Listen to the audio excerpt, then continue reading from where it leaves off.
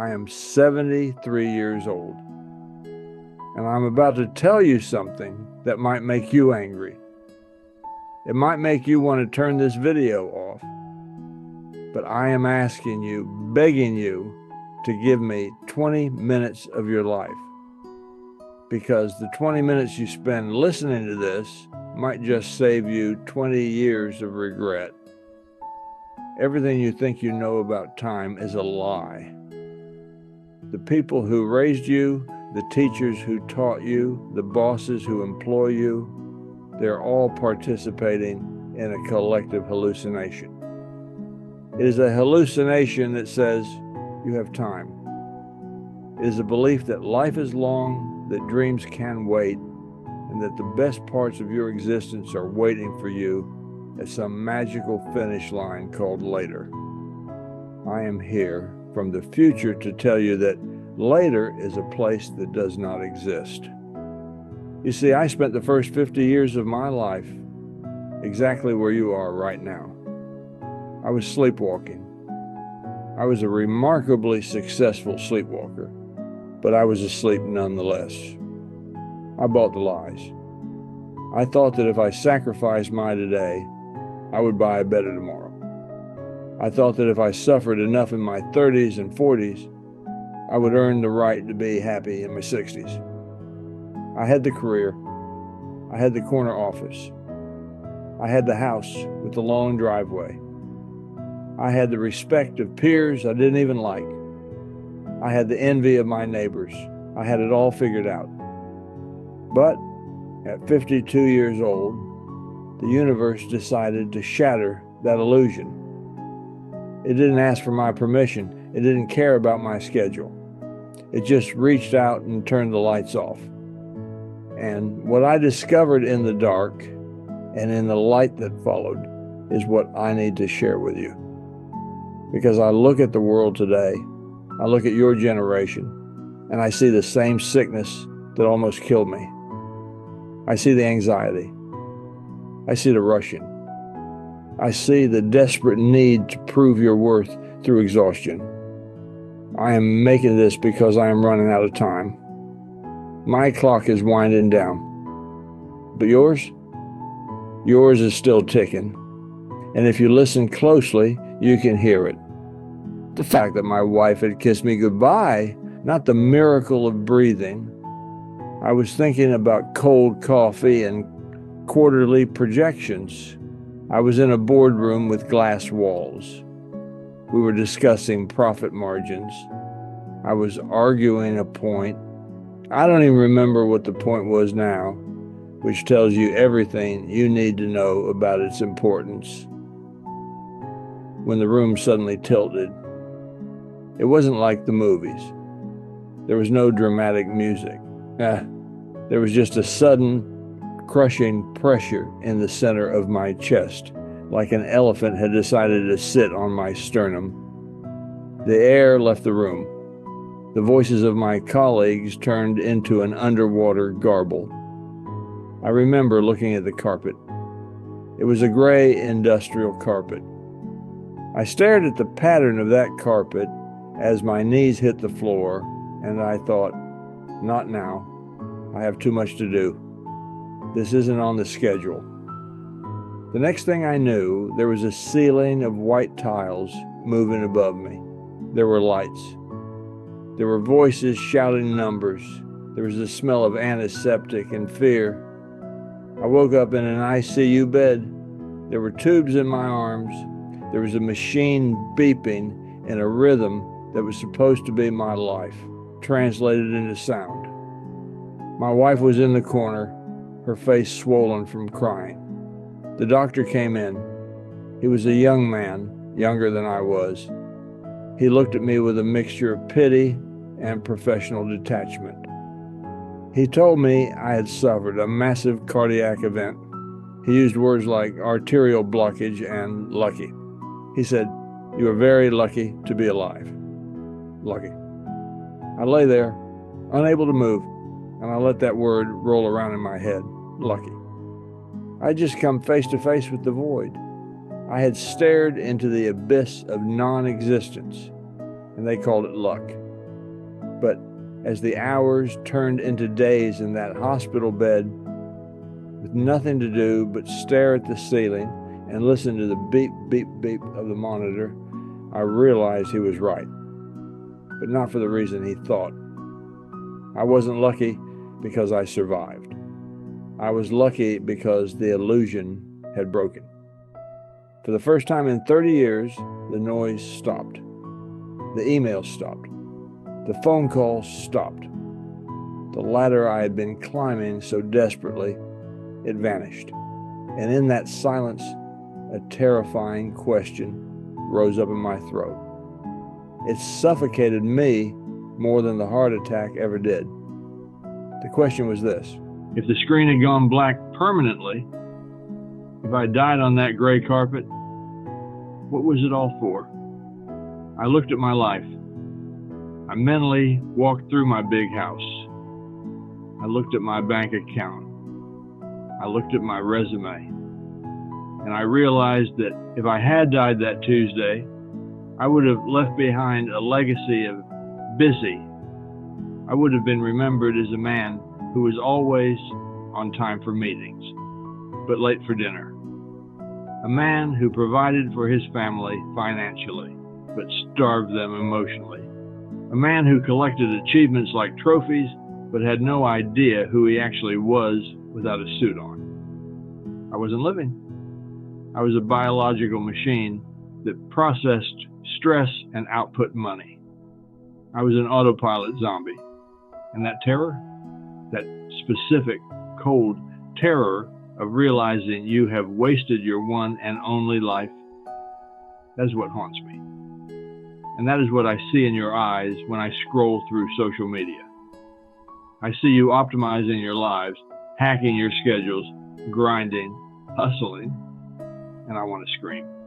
Because you are climbing a ladder that is leaning against a burning building. Let's talk about the trap. It's the trap of the next thing.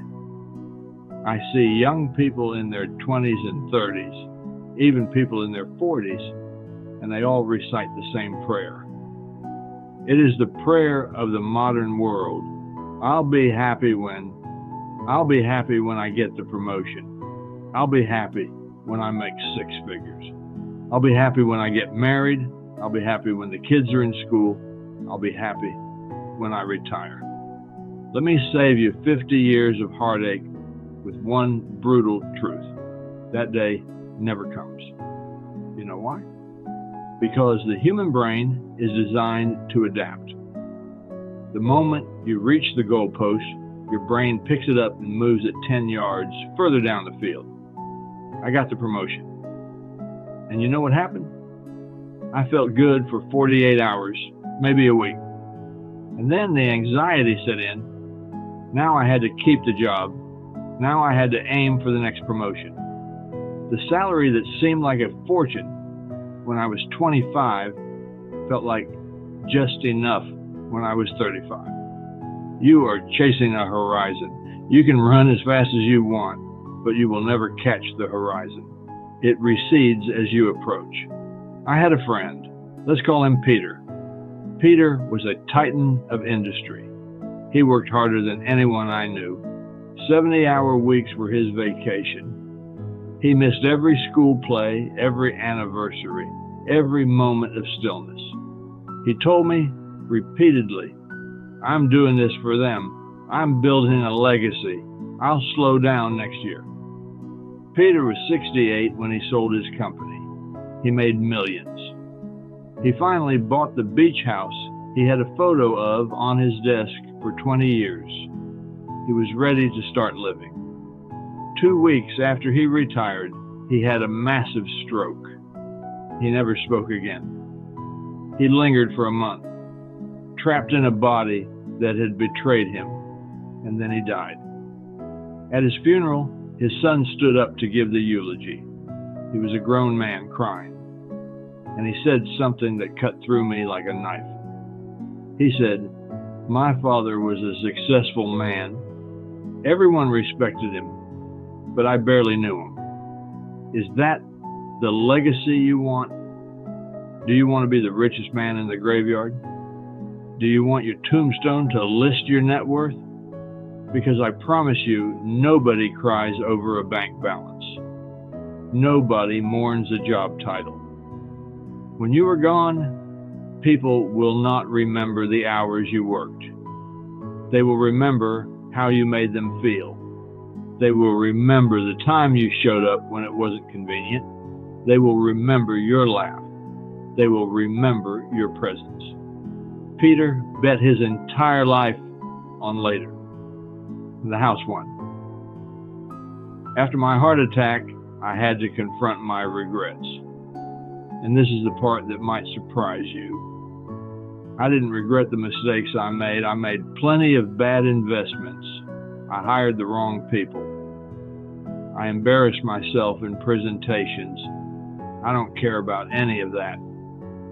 Those are battle scars. They heal. The things that keep you awake at 3 a.m. are not the things you did wrong. They are the things you didn't do at all. It is the silence where a conversation should have been. It is the empty space in the photo album where you should have been standing. I lay in that hospital bed and I thought about my father. He died when I was 45. We had a complicated relationship. He was a hard man from a different generation. We didn't talk much. For 10 years, I told myself, I need to go see him. I need to sit down and fix this. I need to ask him about his life. But I was busy. I was building my career. I was important. So I put it off. Next month, I said, after this quarter closes, I said, he died of a heart attack, just like the one that almost took me. He was gone in an hour. And now I have to live the rest of my existence knowing that I chose a spreadsheet over my father. I chose a meeting over closure. I cannot go back. I cannot fix it. That door is closed and welded shut. I thought about my children. I provided for them, yes. They had the best schools, the best clothes. But I wasn't there. Physically, maybe. But mentally, I was always somewhere else. I was checking my BlackBerry under the dinner table. I was physically present, but spiritually absent. I missed the magic. I missed the small, boring, beautiful moments that actually make up a childhood. And you cannot buy that time back. No amount of money in the world can purchase a Tuesday afternoon in 1998. I thought about the trip to Japan. Since I was 20 years old, I wanted to see Kyoto. I wanted to walk in the bamboo forest. I bought guidebooks. I talked about it. But I never went. Too expensive, I said when I was young. Too busy, I said when I was older. Why? What was I waiting for? I was waiting for permission. I was waiting for a time when my inbox was empty. I was waiting for life to stop being messy. Life is never going to stop being messy. If you are waiting for the perfect time, you are waiting for death. I survived that hospital bed. I walked out into the sunlight, and the air tasted sweeter than wine. I was 52 years old, and I was like a newborn baby. I made a decision that day. I decided to stop dying and start living. I stepped back from my firm. People thought I was crazy. You're at your peak, they said. You're leaving money on the table. I told them, I'm buying time off the table. In the last 21 years, I've lived more than I did in the previous 52 combined. I took my wife to Kyoto. We got lost in the subway. We ate noodles in a tiny shop at midnight. We laughed until our sides hurt. I reached out to my brother, who I hadn't spoken to in 5 years over a petty argument about money. I drove to his house, knocked on his door, and said, I'm sorry, I miss you. We sat on his porch and drank beer and watched the sun go down. He is my best friend now. I started writing. I started painting badly, terrible paintings, but I loved every second of it.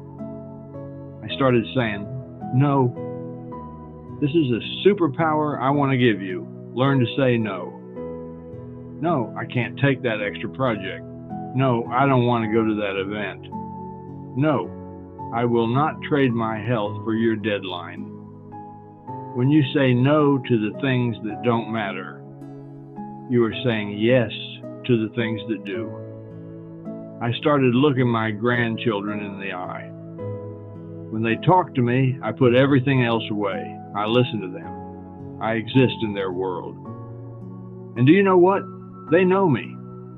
They actually know who I am. I am not a myth to them. I am their grandfather. I am 73. My joints hurt.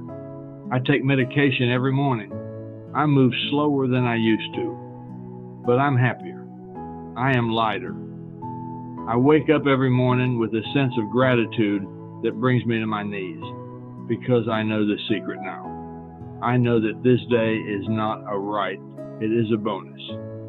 I am living on borrowed time. But aren't we all?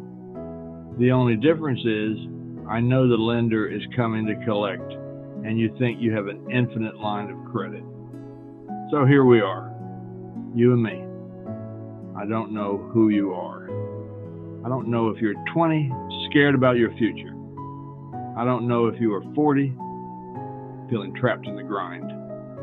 But I know this, you are sleepwalking, and I am shaking you by the shoulders.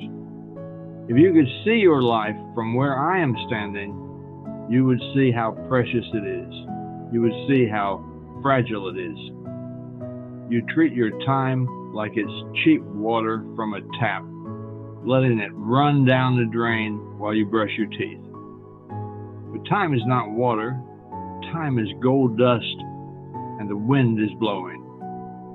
Your parents, if you are lucky enough to still have them, are getting older every single day. One day the phone will ring, and it will be the call you are dreading.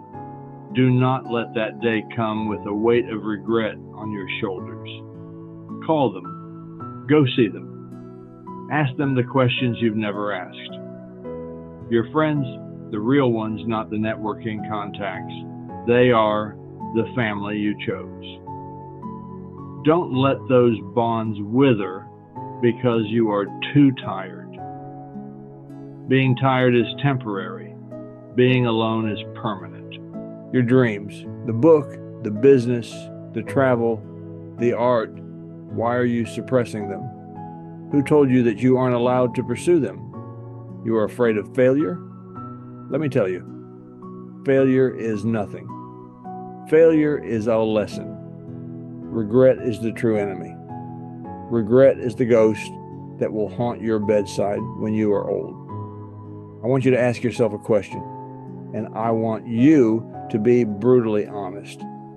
If your life ended tonight, if the heart attack happens to you, would you be satisfied? Not would people be impressed? Would you be satisfied? Did you love enough? Did you live enough? Did you taste the air? Did you use your body? Did you say what needed to be said? If the answer is no, then what the hell are you waiting for? You don't need more money to start living. You don't need a better job to start living. You don't need to lose 10 pounds to start living. You need to decide. You need to decide that your life belongs to you, not to your boss, not to your bank account, and not to the expectations of a society that doesn't care if you live or die. I am 73. If I am lucky, if the universe is kind, maybe I have 10 more years. Maybe 5. Maybe I won't wake up tomorrow. And I am okay with that. Because for the last 21 years, I have emptied the tank. I have left nothing unsaid.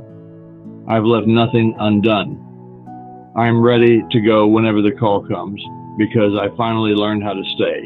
Don't wait for the tragedy. Don't wait for the divorce. Don't wait for the diagnosis.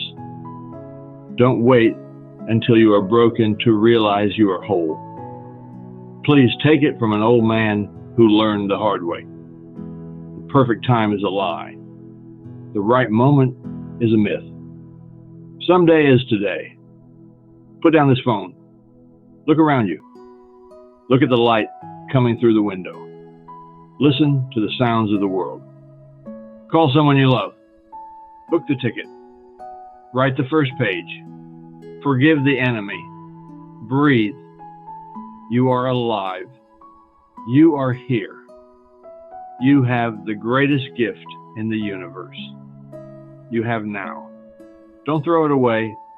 Start living right now.